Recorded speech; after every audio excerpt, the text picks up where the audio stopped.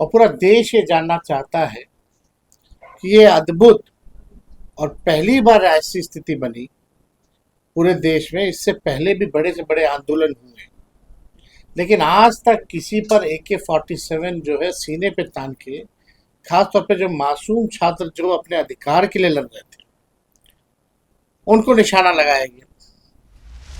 जब बातें बढ़ी तो एक मामूली से सिपाही को सस्पेंड करके पल्ला झड़ने की बात हुई। यानी साफ है ये लोग जवाब देने से इसलिए बच रहे हैं क्योंकि इनकी चोरी जो है पकड़ी गई है। हम तो सम्राट चौधरी जी से जानना चाहते हैं कि अब तक आपने थोड़ा सा भी समय नहीं निकाला कि जिन छात्रों को गोली लगी है वहीं पटना मेदांता में भर्ती थे, क्या एक बार भी झांकने भी गए, देखने भी गए? 19 अगस्त को 11 बजे से हम सभी पार्टी के जितने एमएलए हैं, विधायक हैं, एमएलसी हैं, पार्टी के जितने कार्यकर्ता हैं, हम सब लोग जो है पार्टी दफ्तर से राजभवन तक हम लोग जो है मार्च करेंगे। नमस्कार, न्यूज़ फाउंडेशन देख रहे हैं आप। मैं हूं आपके साथ धीरज सिंह। दिल्ली में आज आरजेडी संसदीय दल की बैठक हुई। यह बैठक लोकसभा में आरजेडी संसदीय दल के नेता अभय कुशवाहा के आवास पर हुई। इस बैठक में आरजेडी के तमाम सांसदों की मौजूदगी रही। इसके अलावा आरजेडी के राष्ट्रीय कार्यकारी अध्यक्ष और नेता प्रतिपक्ष तेजस्वी यादव भी इस मीटिंग में शामिल हुए। बता दें कि इस मीटिंग का एजेंडा था कि बीते दिनों जो बिहार पुलिस की ओर से छात्र आंदोलन के दौरान AK-47 का प्रयोग किया गया था, उसके विरोध में किस तरीके से आगे काम किया जाए, उसको लेकर आज चर्चा हुई। बता दें कि तय किया गया है कि आगामी 19 अगस्त को सुबह 11 बजे पटना के आरजेडी ऑफिस से लेकर राजभवन तक का मार्च निकाला जाएगा। बता दें कि इस मार्च में बिहार भर के जो आरजेडी से जुड़े नेता हैं, कार्यकर्ता हैं, एमएलसी हैं, एमएलए हैं, सांसद हैं, तमाम लोगों की मौजूदगी इस मार्च में रहेगी। क्या कुछ कह रहे हैं आरजेडी के राष्ट्रीय कार्यकारी अध्यक्ष और नेता प्रतिपक्ष तेजस्वी यादव बैठक समाप्त होने के बाद इस संबंध में जानकारी देते हुए छोड़ जाते हैं आपको उनके वीडियो के साथ। शॉर्ट नोटिस पे आप लोगों को बुलाया गया और आज हमारे सभी लोकसभा के जितने सांसद हैं, राज्यसभा के जितने सांसद हैं, सब लोगों से हमारी मुलाकात हुई है। और कई दिनों से पार्लियामेंट चल रहा था और पार्लियामेंट में सबसे बड़ा जो इशू था कि जिस हिसाब से छात्रों पर AK-47 से गोलियां चलाई गई, बिहार की धरती पे जो हुआ वो पूरे देश ने देखा और पूरा देश ये जानना चाहता है कि ये अद्भुत और पहली बार ऐसी स्थिति बनी पूरे देश में। इससे पहले भी बड़े से बड़े आंदोलन हुए, लेकिन आज तक किसी पर AK-47 जो है सीने पे तान के, खास तौर पे जो मासूम छात्र जो अपने अधिकार के लिए लड़ रहे थे, उनको निशाना लगाया गया। तो आखिर ये किसके आदेश पे हुआ?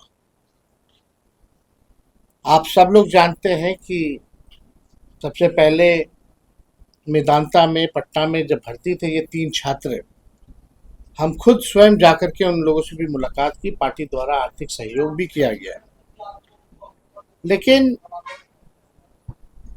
सरकार, चाहे बिहार सरकार के मुख्यमंत्री हो या देश के प्रधानमंत्री हो या अमित शाह हो, सभी लोगों ने मुंह में दही जमा बैठने का काम किया।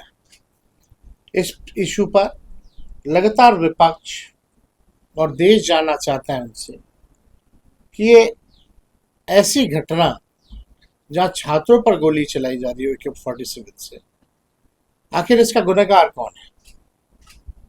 जब बातें बढ़ी तो एक मामूली से सिपाही को सस्पेंड करके पल्ला झड़ने की बात हुई। यानी साफ है ये लोग जवाब देने से इसलिए बच रहे हैं क्योंकि इनकी चोरी जो है पकड़ी गई है। हम तो सम्राट चौधरी जी से जानना चाहते हैं कि अब तक आपने थोड़ा सा भी समय नहीं निकाला कि जिन छात्रों को गोली लगी है वहीं पटना मेदांता में भर्ती थे, क्या एक बार भी झांकने भी गए, देखने भी गए? ना ही कोई सत्ता दल का लोग जो है, चाहे दो दो डिप्टी सीएम हो, मंत्री हो, कोई जो है उनको झांकने तक नहीं गया।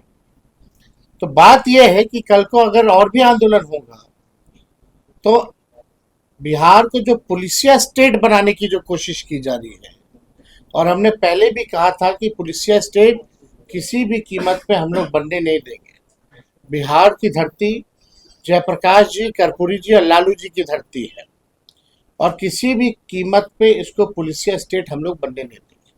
सवाल ये खड़ा होता है कि अब तक निलंबन क्यों नहीं एसपी का किया गया है? इस विषय को लेकर के हम लोग डीजीपी साहब से भी मिले थे। उन्होंने कहा है कि कार्रवाई की जाएगी, लेकिन अब तक जो है कोई कार्रवाई नहीं की गई है। तो इसको देखते हुए, क्योंकि पार्लियामेंट में हमारे सारे सांसद, और खास तौर पे हम धन्यवाद देना चाहेंगे अखिलेश यादव जी का, राहुल जी का और सांसदों का, जिन्होंने इस मुद्दे को पार्लियामेंट में उठाने का काम किया। इसको देखते हुए हम लोगों ने निर्णय लिया है कि आने वाले 19 अगस्त को 11 बजे से हम सभी पार्टी के जितने एमएलए हैं, विधायक हैं, एमएलसी हैं, पार्टी के जितने कार्यकर्ता हैं, हम सब लोग जो है पार्टी दफ्तर से राजभवन तक हम लोग जो है मार्च करेंगे। और लोग में गुस्सा है कि भाई ऐसी निकम्मी सरकार जो छात्रों पर गोलियां चलाने का काम करती है, एक एसपी का भी निलंबन नहीं करा सकते। और इसमें तो बाकायदा सम्राट चौधरी जी को, माननीय मुख्यमंत्री जी को तो आके माफी मांगना चाहिए कि अगर वो 3 छात्र को गोली लगी, किस्मत अच्छी थी उन तीनों की कि एक एक इंच से, आधे आधे इंच से उनकी जान जो है बच गई। अगर उनका जान जाता तो इसका जिम्मेदार और दोषी कौन होता? सम्राट चौधरी जी तो कुछ बोले ही नहीं इस पर, ना ही अमित शाह, ना ही देश के प्रधानमंत्री। तो ये मामला जो है, हम लोग सब, क्योंकि दिल्ली पार्लियामेंट के लोग, दिल्ली विपक्ष के लोग साथ बैठ के बैठकें भी करते हैं, तो सब लोग संपर्क में भी हैं। और हमने पहले भी अनुरोध किया है तमाम विपक्षी दलों के नेताओं से कि आइए बिहार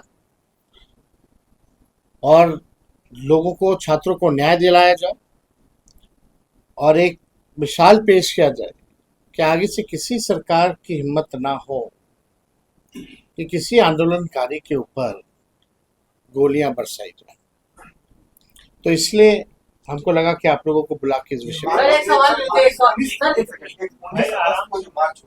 केवल उसमें आरजेडी कार्यकर्ता होंगे और कहाँ पूरे देश भर में होंगे? बट अभी तक केवल राजभवन मार्च हम लोग, और उसमें केवल आरजेडी या मूलतः छात्र और युवा सब लोग, कतार में छात्र और युवा। गृह मंत्री जी ने स्पष्ट तौर पर कहा है कि 3 बजे तक का समय दिया, आपने जो सवाल देना है पक्ष ने सवाल दीजिए, कल सभी सवालों का जवाब दूंगा। नहीं, देखिए